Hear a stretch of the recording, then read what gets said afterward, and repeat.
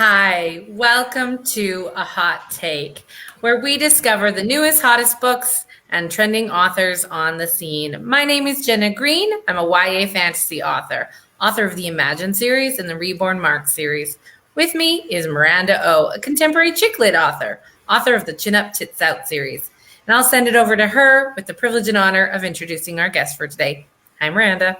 Hi, Jenna. We are so happy to be here and introduce our guest for the week. Now, we have Mandy Eve Barnett. She currently lives in Alberta, Canada. So Jenna and Mandy both have Alberta on little old me in Manitoba. But hey, she's originally from England, and her background is diverse and gives her an extremely rich experience to utilize in her writing. She's traveled throughout Europe and parts of America and Canada, and to boot, she was born in Africa. So her books include The Rhython Legacy and The Commodore's Gift. So welcome, Mandy. We're so excited to have you today. Thank you for having me. It's really good fun to be here. We are thrilled. Now, that introduction, we've mentioned England, Europe, America, Canada, Africa, which is a big old continent. So you lived several places and apparently love to travel. I really want to just dive into how this has impacted your views on life, especially with the way the world is today, and the internet kind of making the world really small, but at the end of the day, it's still really big. So how has, living places, traveling places impacted your view on life? I think having experiences of different places, different people, different culture, it sort of broadens your horizons and your knowledge. And I use that within my writing because I can, say that I've been into a 13th century church, but I've also been, in Venice and along the canals.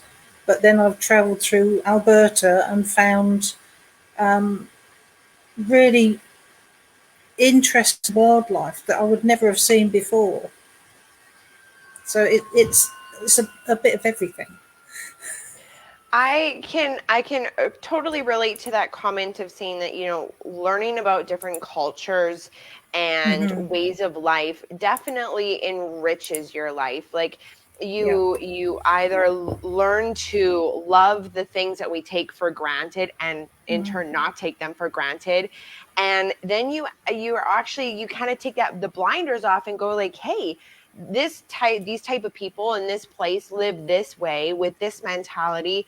Maybe I can take that, morph it, and do it my own way in my life. And I really love, I used to Airbnb. So I had people from like 30 or 40 different countries stay in my home. And that was my way of traveling, especially during, difficult times, pandemic, etc. Sure. It was like the coolest thing because I had all these different cultures, and one thing that everybody always offered was to cook for me. And I'm like, hot diggity dang, like, yes, you can cook for me. Teach me your ways and your spices and your tastes and flavors. Send them to my house. They can cook for me too. Right? Okay, so now I do have to ask, because it's kind of one of those things that I always have, pick your favorite. But what has been your favorite place to travel? Rome. Now, how come? Rome is very ancient, it's very old, but it's also incredibly modern. It's got both aspects. So you have these incredible buildings that have stood for centuries, but then you've also got the nightlife. You've got, everyone has a siesta in the afternoon, they go back to work, but then the evening everywhere is packed full of young people, and they're in bars or in restaurants or in clubs, and it's really vibrant. And you're just thinking, this could be like New York. It could be a huge modern metropolis, but it's Rome. And I just love the contrast of that.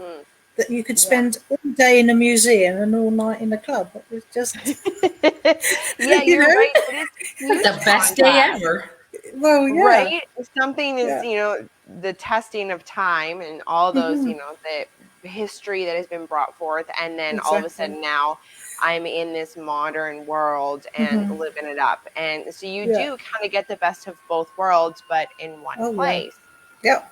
I like that. I never thought about that. I'm going to put that on our to travel list, and for that Yeah. specific reason. I just loved it there. I just felt, I mean, I love Italy per Mhm. se, but Rome itself, there was just something about it that drew me to it. Like Right. everything about it just seemed almost like home. It Yeah. was just so familiar. I can't put my finger on it. It just was that place. And I thought, I must have been here in a past life. You know. Great Perhaps. feeling. Perhaps. Okay, now Yeah. speaking of home, you were born in Africa, and we know Africa Mm-hmm. has like a handful of countries. I lived in South Yeah. Africa for a little Yeah. while. My partner's Nigerian. So where Mm-hmm. were you born? Um, Zambia, which when I Okay. was born, a long time Was ago, was Rhodesia. Northern Rhodesia. So, Yes. but they've renamed it Zambia. So that my father was a pathologist, so he took blood, but he used to go into the mines and look at the health of all the mining and the workers. Hmm. Um, and my mother joined him, and then came along. So it that I think that the most that I get from that experience is that drum beats are akin to comfort for me. Hmm. It's almost like people say, well, it's a lot of noise. Well, actually, it's not. It's a soothing Yeah. tempo. It's a rhythm, and it just makes me feel calm. How long did you live there for? Not a long time. Not a long time. I was quite wee when we came back. Right? Well, So we went to it's Wales. Yeah. interesting. It's interesting that stuck with you. That like Mm. the rhythm and just kind of that undertone Yeah. of the country. Now, like you do go to countries around the world, and then as Mm. soon as you step off the plane, the train, the boat, whatever, however you got there, there's a rhythm to it. And I concur. When I Yeah. lived in South Africa, like kind of right next door to each other, it was the Mm. same. There was this underlying rhythm that was just all over the place, no matter where you went in the country. Mm-hmm. And it sticks with you. But I find it fascinating that, at such a young age that you've carried that throughout your life. Like that's pretty Oh cool. yes, exactly. Yeah. I think it's cool. I mean, I everywhere that I have lived, there's been parts of it that have really built me as a person in my personality, my likes and my dislikes. Yep. Oh yeah, totally. And so I'm sure that you take your traveling and your living in different places into your writing. So what's kind of that favorite part of taking experiences and kind of injecting them into your stories? I think because I've had all those experiences, I can use them to my benefit in my story writing. So, say you mentioned the Writhen Kingdom. Well, it's a medieval setting, but it's a fantasy. So, because I've travelled around a lot of England and seen castles and ancient sites and all that sort of stuff, because I've been there and I've seen it and I know the history, I can utilise all of that. So I don't need to do a lot of research, to be honest. Um, and then because I've always been like interested in like fairies and goblins and trolls and elves and fairy folk as we call them, I could sort of make a magical element within my setting as well. So I paired two parts of my knowledge of my favourite things into one book. I like it. It's kind of like a step up, or not a step up. a reduced step in your research process.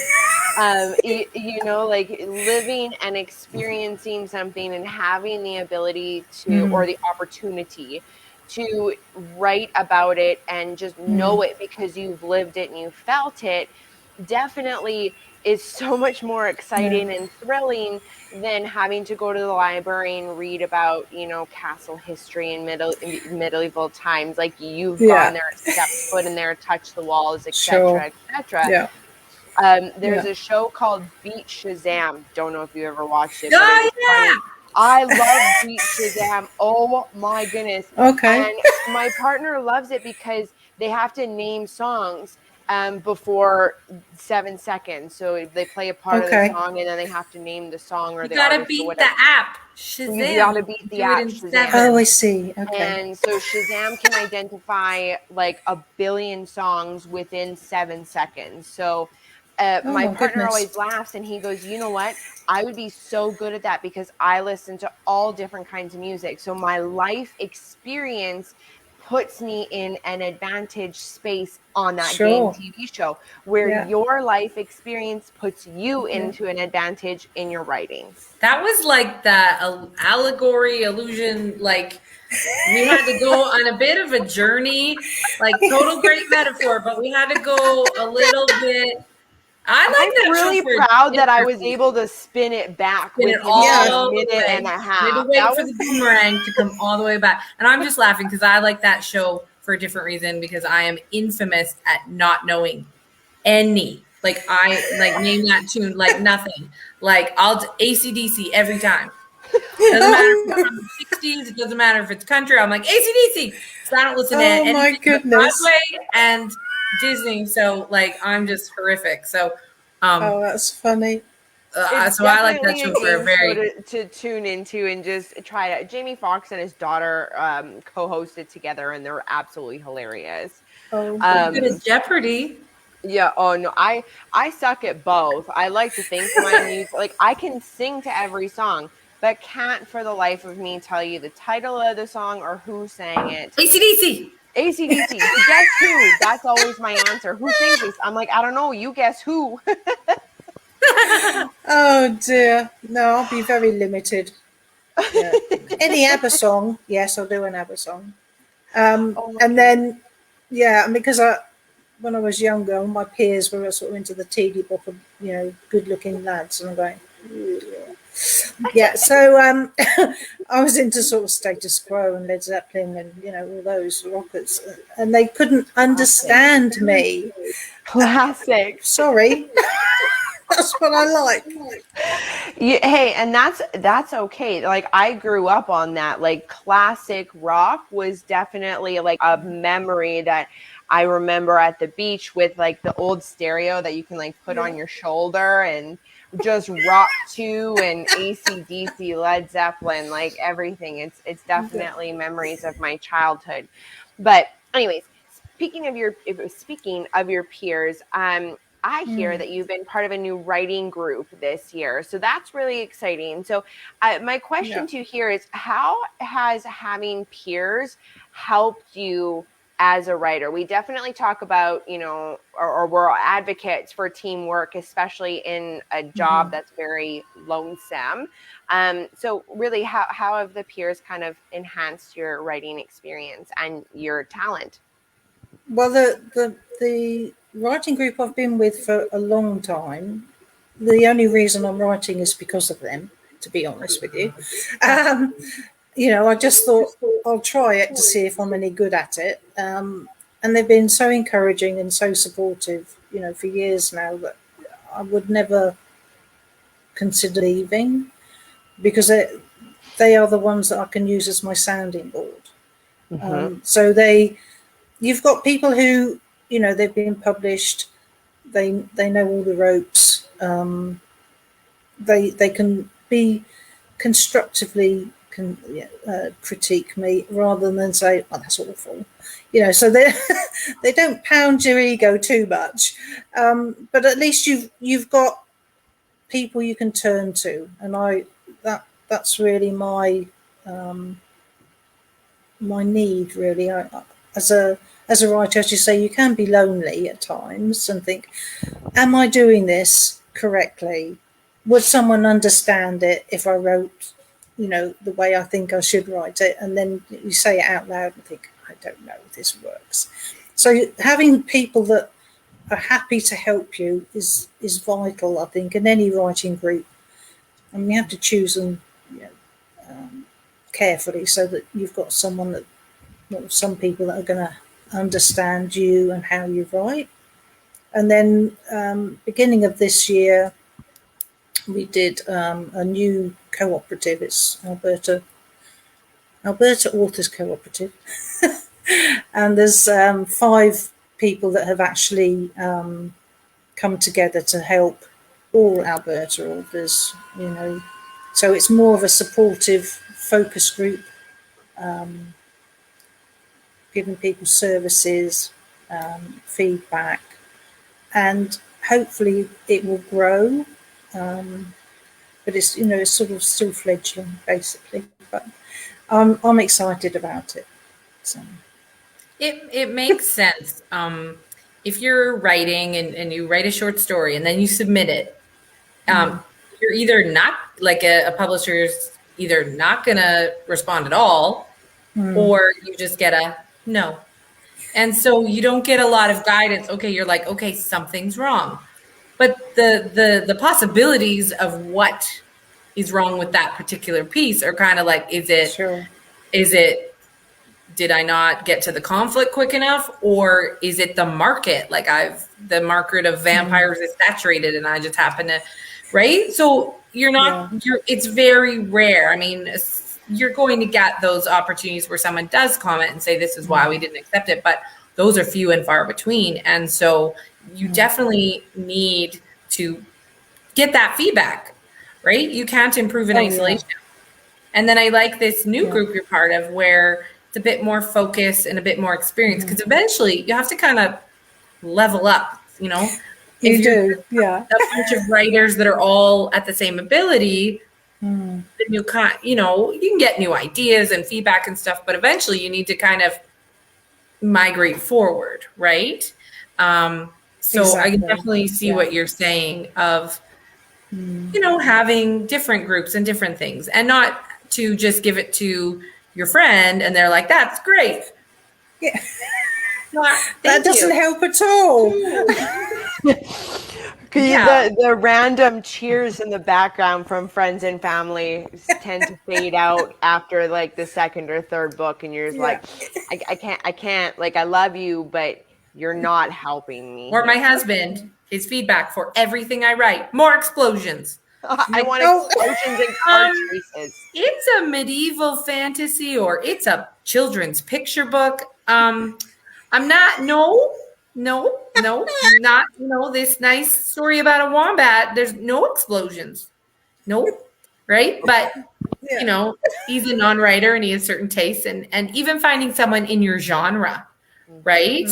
I don't know if an adult horror author can really think about what a YA or children's author might like. Definitely some insights, absolutely, with technique, but you kind of have to find the right vibes. And I know a lot of people have beta readers, but that's hard to find if you're just starting. Absolutely. Like 7 years, I still don't have beta readers. I'm like, what am I supposed to? My next series has beta readers, and it's nice. I literally interviewed 100 women to do my research for my next series. So then I reached out to those women and I said, like, okay, like who's a writer, who's a content creator, who is some sort of artist and can actually give me constructive feedback. So that like my first series, I did that all on my own with a lot of wine and a lot of tears. Well, and I really rely on my editor because I don't have beta readers, and I think writing groups are very valuable, but my time being, a volunteer, a teacher, a writer, a mom, like my time's like this. So I'm like, unless they're free from Sundays at 7:05 to 7:08, it doesn't really work. Oh my goodness. Right. Maybe till 7:09 if, If Mandy, we're If you're lucky, yeah. what are your thoughts on like other supports for authors, editors, publishers? Like, I mean, other than the writing groups, what's your relationship with some of the other people in the writing world? Well, I mean, I'm lucky that I've had people who, are publishers who have, got degrees in writing. I haven't got one of those. So they're really good at sort of pinpointing things that I wouldn't see, because I'm just in the flow of the story. I'm just, I'm really enjoying this. But then they're going, well, okay, but I understand what you're trying to say, but for someone that's reading it, they're not seeing what's in here. They don't have the got to put it- backstory. Yeah. Yeah, you have to have it on the page. Okay, then. So that's It has to be on the page. Why can't somebody read my mind? Yes, exactly. It would be Not in the nice just to manual. transport them, and just say, right, open this, and then I'll get transport into my mind, and you'll see it all like a movie. Yes. It doesn't work that way. So. No, I wish it did though. Yeah, so do I. I love when your easier. brain interjects words that aren't on the paper. So when you do read your own writing and you're editing and you read a sentence and you're like, man, that is golden, but it's missing like 4 words. And you're like, oh. That's what I tell my hang on. students. How did that they're work? working Yeah. loud. Right? It happens yeah. all the time. But even how characters come across, you're like, this character to me is coming across like this. This character is coming across as sweet and lovable because you're this close to your writing. Someone else is like, this guy's a jerk. And you're like, oh. They're annoying. Really? Well, we're supposed to How did you get that? Yeah.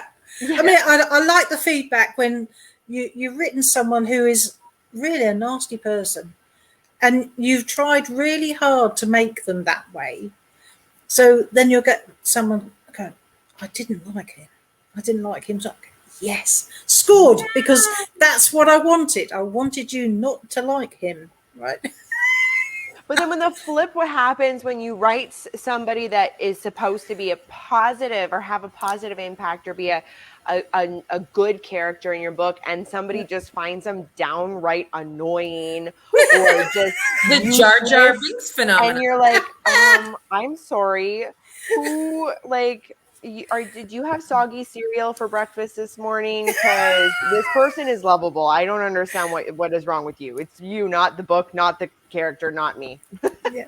Yes, but I mean, not everybody likes everybody else. So it could be that, there's a clash there, like there's a personality trait they're thinking, oh, we don't like that. Or if that person reminds them of somebody in their real life that did them wrong, right? Mm-hmm. Yeah. I studied Jane Austen in university, and everyone in the class hated Fanny Price because we had just read Pride and Prejudice. And Elizabeth Bennet is such a strong character, and you just love her. And then we read, and we're like, ugh. Right? So there's so many factors in that. There is, yeah. But I mean, at least you get some emotion or reaction from the reader. I mean, that's what we all want. We want them to react to it. Sometimes it's not as positive as you want, but I judge a book by whether I forget I'm reading. Like you just wake up and you're like, oh, I was supposed to go to. It's dawn. Yeah. Or if I yell at a character, or I throw the book. Like if I'm like, or the regular stuff like crying and things. But you know what? Because we only have so much time left, let's talk about some of the characters in your most recent release. Mm-hmm. So tell us the title of your most recent release. Okay. Well, this is a steampunk, and it's called The Commodore's Gift. And it started as a steampunk. That's my first steampunk. Yeah. Nice. I like experimenting. So I think, well, could I write that? I'm going to have a go and see if I can write that. So then you have to. I mean, for that I had to research because steampunk isn't something that's out there. So I thought, well, I'll look at it, and then there was like an explosion of Facebook pages and huge events and people that dress this way and make costumes, and so it was a world I hadn't known before, which is really exciting when you find something new like that. I mean, it is fairly newish and it is very trendy. For any of our listeners or viewers that don't know what steampunk is, could you just briefly explain it? Yeah, 500 words or less. Oh, thank you.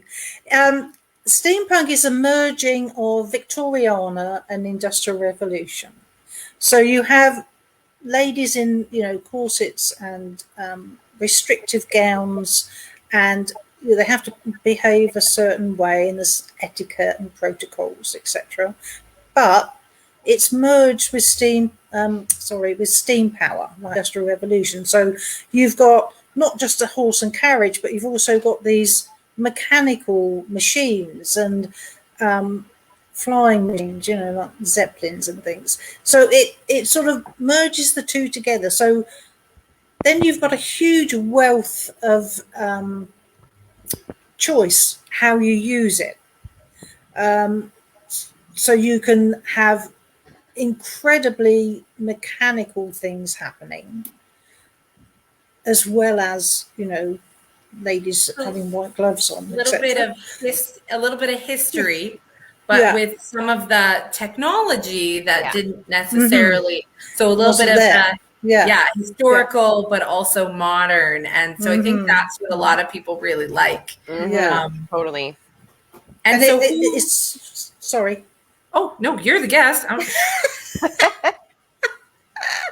So I mean, it was just something I had experimented with, just with a short story, and I tried to get it in an anthology, and that it just the product died on me. So I just shelved it, and then I thought I should go back to that. Make it a small little novella, and then I'm happy. So the main character, Marcus, it was a toy maker. I thought, right, I'll just make a novella out of it. And then this lady called Owena appeared. And she's very determined, young lady, let's put it that way. But she doesn't want to be restricted by the Victorian view of, what a lady does and what a lady doesn't. And she just took over the story, like completely. It's like, I'm more important. Marcus then became this secondary character in the book. It's like, really? And I mean, she's like stomping in there saying, I can do sword fights, and I can, I don't want to wear all these gowns, and I'm not wearing, all these sort of fancy stuff. I'd rather be, riding bareback on a horse rather than, being side saddle and trick trot. So she became this very inspiring, feisty woman, and I really enjoyed her a lot. Will you, because you can definitely tell that you love this character. Yeah. Will you be exploring more with this character in the future? Are you going to try and expand this into a series, or are you just going to love her as she is? It may happen. But my current project sort of took precedence. You know how they do that. It's like, come to me. It's like it's like I want you to write my story now. So it's like, okay. Right. Oh yeah, I've been there. And then but I love even the idea that it was a short story. And either it, like I'm writing a project now that I've had in my mind for like 6 years, but I wasn't ready for it. It it was still developing. Or you try and write something as a short story and it doesn't. It's good, but it's not what. Oh, it was meant to be a novel. Or why isn't this novel working? It was meant to be a poem. I love that. Just how people can be inspired by that. Like. Everything you have, it could be a great idea, but it's just not quite in its right vein, right? Or it's just not quite ready yet, right? It's still percolating. It's not a failure. It's just we haven't quite found its niche, and so that's a kind of a nice nugget of writing advice to kind of wrap up on, in that, things just maybe aren't ready, and we can revisit things when it's ready, or when we are. Yeah, totally. absolutely.